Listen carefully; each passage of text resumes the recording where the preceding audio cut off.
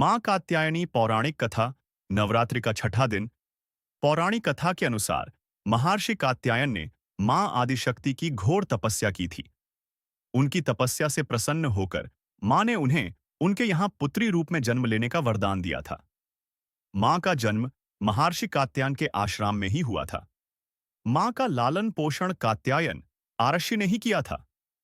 पुराणों के अनुसार जिस समय महिषासुर नाम के राक्षस का अत्याचार बहुत अधिक बढ़ गया था, उस समय त्रिदेवों के तेज से मां की उत्पत्ति हुई थी।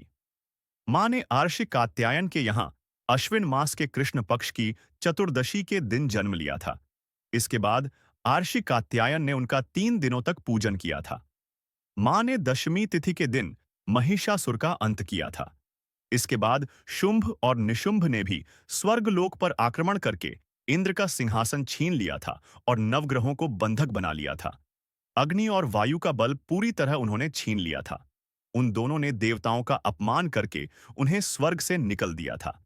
इसके बाद सभी देवताओं ने मां की स्तुति की।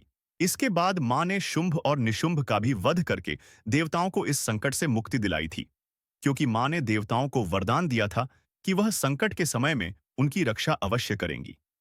देवी कात्यायनी की आराधना का मंत्र है एयुएम, देवी कात्यायन्यै नम, अर्थात ओमकार के जैसे निर्विकार स्वरूप वाली देवी कात्यायनी की कृपा व शुभ दृष्टि हम पर बनी रहे। हम उन्हें बारंबार नमस्कार करते हैं। ऐसी मान्यता है कि देवी कात्यायनी को शहद अत्यंत प्रिय है। इसलिए नवरात्रि के छठे दिन देवी कात्यायनी की पूजा में शहद या शहद से बनी चीजों का भोग लगाना चाहिए। देवी कात्यायनी के विधिवत पूजन के पश्चात महादेव की भी पूजा करने की मान्यता है। देवी दुर्गा के कात्यायनी अवतार की कथा हमें ये सीख देती है कि अगर भक्ति और संकल्प सच्चा हो तो परम प्रकृति की कृपा सदैव बनी रहती है। जिस प्रकार महर्षि कात्यायन के एकनिष्ठ तपस्या से प्रसन्न होकर देवी दुर्गा ने उनकी इच्छा और तपस्या का मान रखा, ठीक उसी प्रकार मनुष्य को भी अपनी भक्ति, निष्ठा और संकल्प के पथ पर अविचल रहना चाहिए। कात्यायनी देवी की पूजा विवाह संबंधी इच्छाओं की पूर्ति, मनचाहे वर वधू की प्राप्ति, वैवाहिक जीवन की बाधाओं को दूर करने और जीवन में शक्ति, साहस व शत्रुओं पर विजय पाने के लिए की जाती है। गोकुल की गोपियों ने भी भगवान कृष्ण को पति के रूप में पाने के लिए कात्यायनी देवी की पूजा की थी और ज्योतिषीय रूप से बृहस्पति ग्रह के अशुभ प्रभाव को कम करने के लिए भी इनकी उपासना की जाती है। मां कात्यायनी के व्रत में सुबह जल्दी उठकर स्नान करें, साफ वस्त्र पहनें और पूजा स्थल को गंगा जल से शुद्ध करें।